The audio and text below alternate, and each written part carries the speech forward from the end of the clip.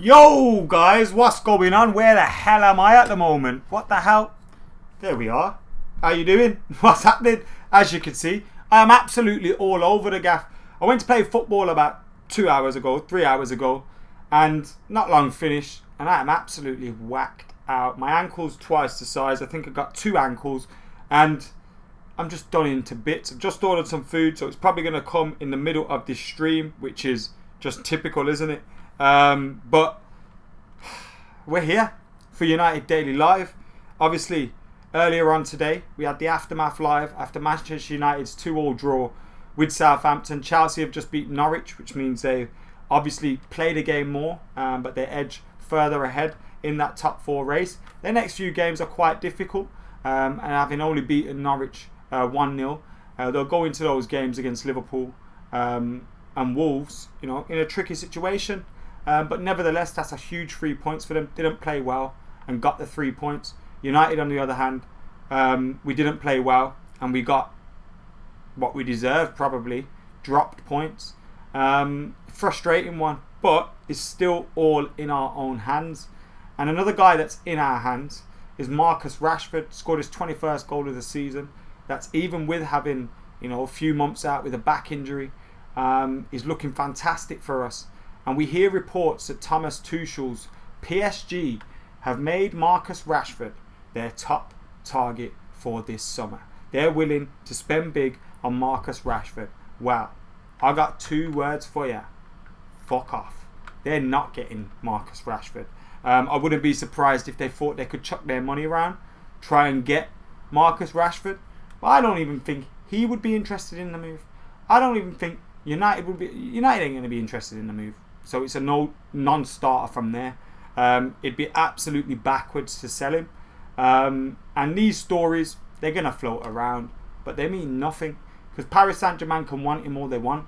They're not going to get him. They're not going to get him. It's as simple as that. So they can just go and do one.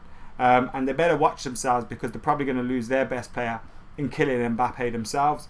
Not to United, obviously, but nevertheless, they're probably going to end up losing him. So PSG can go fuck themselves. How about that? They're not getting Marcus Rashford. Looking at Marcus Rashford, though, his role has changed a little bit, hasn't it? He's obviously not relied on for the goals anymore. Obviously, he scored a great goal for us against Southampton. Could have had 1 or 2 more. But he's not relied on as the main outlet for our goals anymore. So he has started to occupy a different role. He's becoming more of a creative player. And you're starting to see a different side to his game, which I'm really loving. And people will argue that Marcus Rashford, hasn't played well since the break. And he has had games when he's been off. He has had moments where he's not, finished chances that he should have finished. But nevertheless, I think he's shown massive improvements in his play. I think they've shown massive improvements in his play. Some of his passing is a delight. His set pieces are getting better. His shooting's getting better. He needs to get more scrappy goals. I was about to say scruffy and scrappy, but he needs to get more, scruffy goals, which we want to see more of. The likes of, it would have been a great move between him and Martial, but in the 6-yard box, you got to be finishing your dinner there, and he didn't finish his dinner against Southampton. If he finishes that, United are 3-1 up, we win the game. So he's got to polish little bits of his game up, but I've seen a massive improvement in him. And some of the tricks and the flicks that he's adding to his game in the right places. When he gets the ball now, fullbacks don't know if he's going to bust a little trick, go past him, or play in that killer pass for someone that's making the run. And with Luke Shaw's performances being a lot better as well, and him bombing down the left, you obviously get more space for Marcus Rashford at time to either play those passes or to run at defenders and make them pay. So he's sharpening up his game, he's sharpening up his attitude, he's sharpening up his focus. He's hit his first 20-goal season, and I have no doubt he'll continue to improve. And I think this report, it may be true. Thomas Tuchel may want Marcus Rashford. I wouldn't be surprised if a lot of clubs wanted him. We heard about Barcelona being interested previously. You wouldn't be surprised if Real Madrid were That was the kind of player they wanted to target. But ultimately, I have no fears with Marcus Rashford. This isn't a Cristiano Ronaldo scenario. This isn't a, this geezer is United born and bred. So as long as we're fighting for trophies and we're improving, which he will help us do when he keeps improving as well, he's not going to want to go anywhere. He's not going to want to go anywhere. He's going to have his sights on Wayne Rooney's record, winning the Premier League and the Champions League for Man United. He's already won everything else there is to win for us. The Europa League, the FA Cup, the League Cup, Charity Shield. All he needs to add to that now is the Premier League and the Champions League. They're the big ones. They're the ones we really want. And if you're a Manchester United player for 10 plus years, as you'd expect Marcus Rashford to be, and you don't win one of those trophies, you'd be thinking, what the hell happened? What the hell went wrong there? Because if you're spending 10 years at Man United and you're not winning the big trophies, problems are at hand. And we're obviously moving to a direction and moving towards a future where we're going to have a better team and we're going to be more competitive, hopefully, in Europe and in the Premier League. And Marcus Rashford's a big part of that. So my message to you guys would be, don't even sweat these rumours. Paris Saint-Germain, even with all their money, even with everything that they've got, they couldn't afford Marcus Rashford. They couldn't afford him. He's not for sale. Simple as that. You don't even need United to comment on that. You don't even need Marcus Rashford to comment on that. Because you know it. You know it. Imagine a strike force of him, Mbappe and Neymar. That would be pretty slick, to be fair, Finley. Wouldn't it? Maybe we'll sign Mbappe and Neymar one day. But who knows? You won't see that otherwise. Rashi going nowhere, says Mohit, and I think we all agree with that. Aaron says, did you watch Chelsea? I didn't watch the full game. As I said, I was playing football today. I got in. I think it was like the last 15 minutes. I saw, obviously hoping for Norwich to get a goal. But they didn't. Chelsea didn't really have to get out of second gear, to be honest. For as well as you want to say Norwich played, because the score was 1-0 and they were always in it, they weren't really always in it. You never felt like they were going to score. And I don't understand why that young Irish kid's not playing for them. AdamMcKola or Ida, however you say his name. Why ain't he playing, bro? I know you got Timu Pukki and all that, but he's probably going to dip in the summer. So why not play AdamMcKola, Todd Cantwell, all these fellas? I don't get it. Why ain't he playing? Does anyone know any more on that? Is AdamMcKola heading away from Norwich? Because that's the only explanation. Why else wouldn't you play him? And who's the other fella? Buendia. Why doesn't he play more?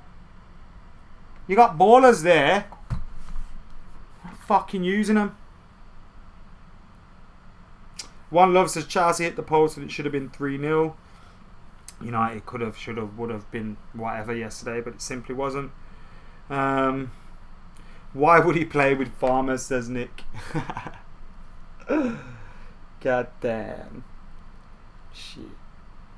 Yeah, I don't know, if they start winning the Champions League on a regular basis, or they win it once, twice, you can see teams probably thinking, you know what, let me go get a nice easy Champions League and league double there or something. Obviously it's not easy to win the Champions League, but you could see players thinking, you know what, get probably paid more than anywhere else, or as much as anywhere else. You get a league winners medal guaranteed, and probably a domestic double or treble if you fancy it. All you got to do is play well in the Champions League, try and win that. Alan says, I used to watch Full Time Devils just for Adam, where you can just watch Stretford Paddock just for me now, which is basically Full Time Devils, just back better than ever. Can you tell I'm tired? I am whacked out today. Absolutely whacked out. What's going on? Talk to me anyway. Alexis Sanchez was on form for Inter Milan the other day as well. Did you see that? He played really well for them against Torino. Hopefully that means he'll get snapped up by them on a permanent deal.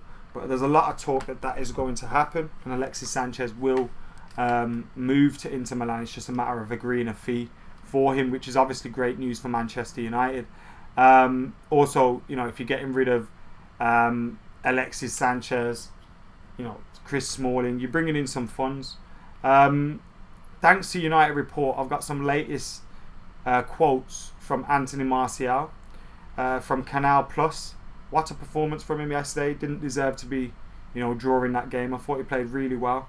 Another man of the match performance from him, and he's filling that number 9 role really good now, doing the dirty part. And he's just said it's different. For example, on the wing, I have more opportunities to dribble past players to make the difference.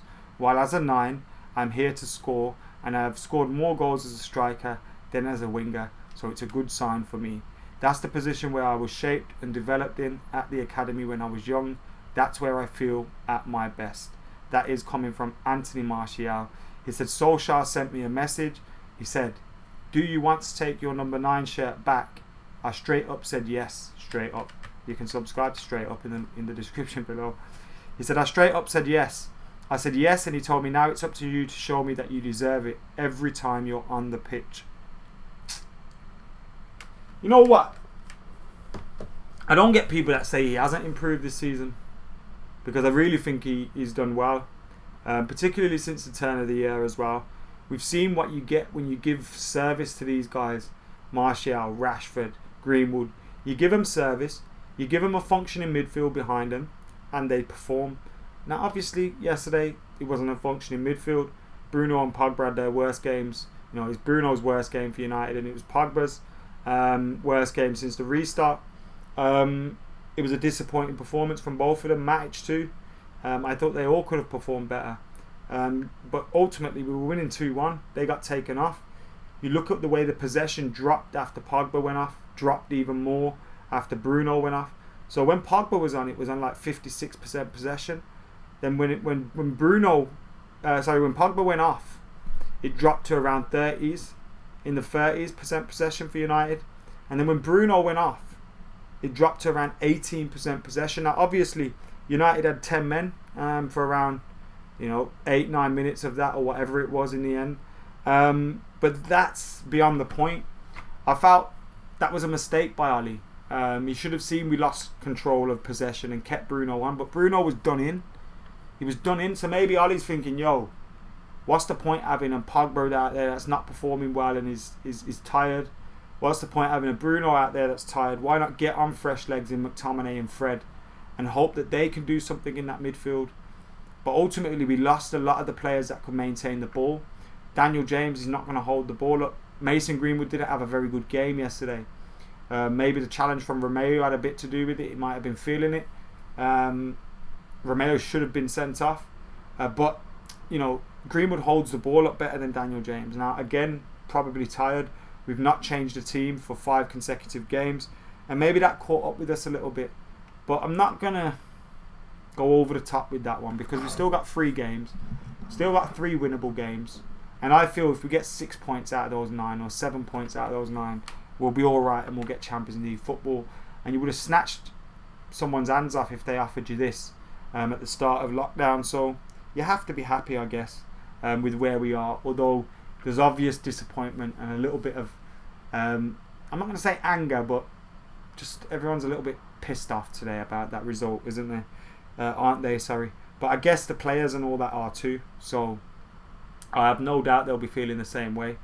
Let's see if United Report have put any more of those quotes up. They have. I was really happy because I was waiting for it. His first hat-trick, says Martial. Now I hope to score a few more. I don't want to stop here. Me, Rashford and Greenwood get along very well. Each one of us can play everywhere on the attack front.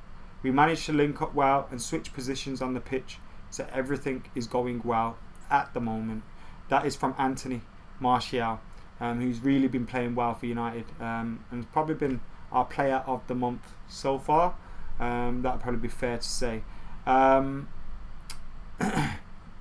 Good news for United is Williams and Shaw both turned up to training today, and they both drove in. And you're probably thinking, Adam, what has driving in got to do with anything? But for Brandon Williams' case, if he was suffering from concussion, I doubt he would have been allowed to drive in on his own. And he drove in. So maybe that means he'll be available for that game if anything is wrong with Luke Shaw. But Luke Shaw, he also drove in. Now, he had an ankle injury. You'd think if you've got an ankle injury, putting pressure on it, driving, isn't the best thing to do. But he was driving in, so maybe those two are going to be available for the game. I thought Luke Shaw did really well before he went off. Here's a little stat for you from the Premier League. Bruno Fernandes has been involved in 8 of MUFC's last 12 goals in the Premier League. That's 4 goals and 4 assists. Here's another one for you. Kylian Mbappe with 18, Jadon Sancho with 16 are the only under 23 players to have scored more goals than Marcus Rashford this season across Europe's top 5 leagues. Obviously Rashford's on 16. That is just league goals. As it says in the other headlines there, you can tell it's a quiet news day. Anthony Martial is in BBC's Premier League Team of the Week. The Team of the Week was Nick Pope in goal, Alderweireld, Garcia, Robertson, Son, Neves, Noble, Sterling, Antonio, McGoldrick and Anthony Martial. So there you go. Jay Walsh says Rashford is priceless. Got to agree with you there as well. Hey Adam, how you doing? Says NMG. Hope you're doing well, Nimai. Ross Murphy, how are you doing? He says the goal was down to Matic not getting tight to Bednarak for the flick on, and also Harry Maguire marking his own man. I don't mean his own man that he was supposed to mark, the opposition man. I mean Aaron Wan-Bissaka. So we had £130 million of defender marking each other when we're down to 10 men, which now means we're down to 8 men because you two are marking each other. Let's not get me started on that. Chris Green says, only way I accept Rashford is leaving is for Mbappe. I wouldn't swap him for Mbappe, and I'll tell you why. Mbappe is just going to leave and go to like fucking Real Madrid or something eventually. So why would you even do that? Doesn't make sense. Shoot yourself in the foot, isn't it? Because you can have 10-15 years of Rashford or 2-3 years of Mbappe. Bidan says they want Liverpool to win the Champions League again. You are in the wrong place and they're not in the Champions League. Manny, Adam, is it me or does Maguire not have a left foot? I've not been happy with Maguire yesterday. Thought it was poor. But I'm not going to get started. Lindelof was wrong side of Obafemi. Yeah, that too. He should have been between the ball and the man. He wasn't. But the ball should never have got there. Matic or Maguire should have dealt with that. Both of them should have dealt with it.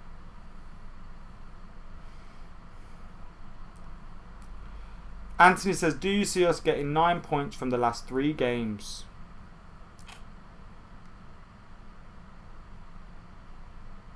Seven.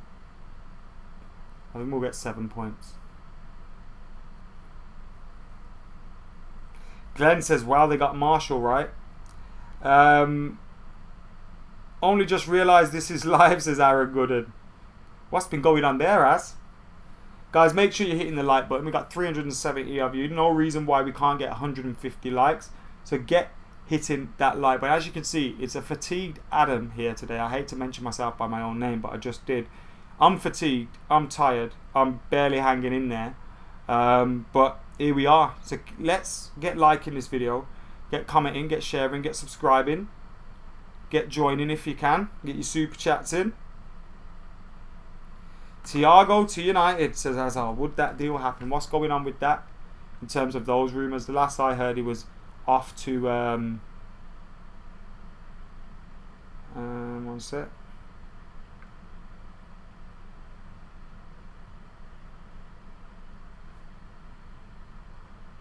Off to Liverpool. Yeah, 2 hours ago, the Mirror said Liverpool transfer most likely option for Alcantara amid Red's interest. So there you go.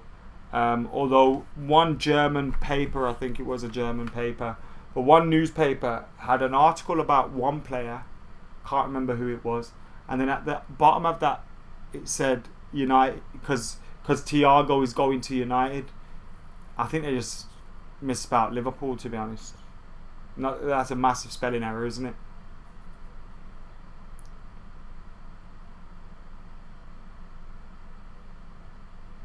we do need another centre-half in the transfer window. I think that is quite obvious, and hopefully we'll get it.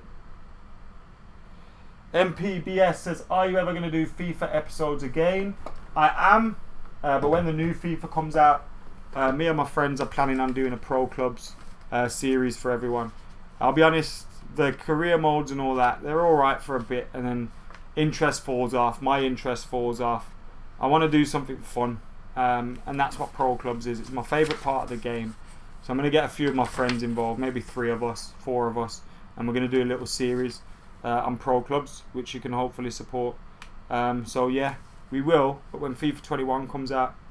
Right, what's the date we're on today? 14th of July. We're doing an on this day.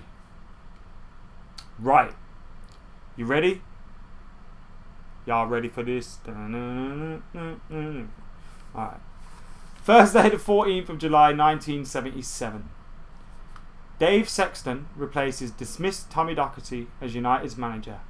He inherits a decent squad which includes Gordon McQueen, Ray Wilkins, Kevin Moran and Gary Bailey. But the closest he would come to winning a trophy for the club was the 1979 FA Cup final, losing it 3-2 to a last-minute winner from Arsenal's Alan Sunderland in a thrilling final in which goals from McQueen and Sammy McElroy consoled the Reds. Sexton's side are also runners-up in the First Division to Liverpool the following season. It is said his more defensive approach limited his popularity with supporters brought up on the more adventurous ways of Sir Matt Busby and Tommy Docherty.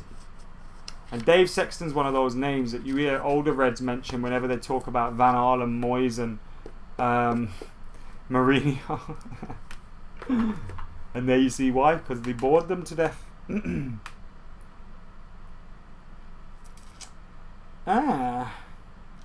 Any more news floating about? What's going on? Any more questions? Wrap this up soon because my food's hopefully nearly here. I am starving. So hungry. I've ordered a couple of... You know what? I forgot I had Five Guys yesterday. I've ordered burger today. So it's just Burgerville. Still stay skinny. I don't get it. Probably because I'm eating shit. Anyway, I don't know what to talk about anymore. So... Let me find something to read out. Let's hope that don't drop like Jenga. Paul Scholes' book. Let's find a page. Let's read this. Story time with AdamMcKola.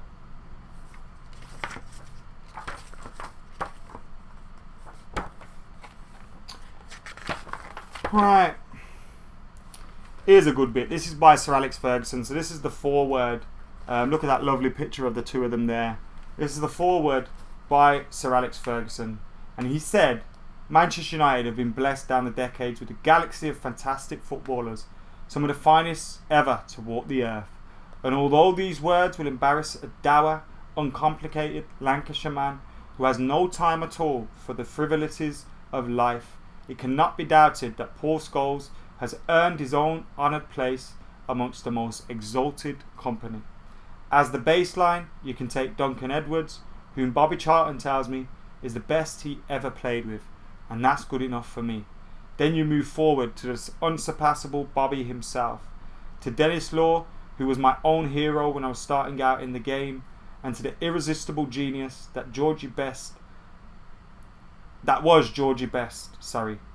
More recently, my own time at Old Trafford has been graced by the likes of Brian Robson, hero, Eric Cantona, hero, Roy Keane, Ryan Giggs, Cristiano Ronaldo, every one of them an all-time great, lauded the world over. And unquestionably, Scholesy is right up there beside them. That's why he was attracted glowing tributes from such global luminaries as Zinedine Zidane, Patrick Vieira, Thierry Henry and Edgar Davids, all unsolicited by Paul, of course. He's one of the most genuinely modest, unassuming individuals I've ever met, but palpably sincere for all that. What a man Sir Alex Ferguson was, and what a player Scholes he was as well. That a little bit, an excerpt of the foreword from Paul Scholes' book by Sir Alex Ferguson.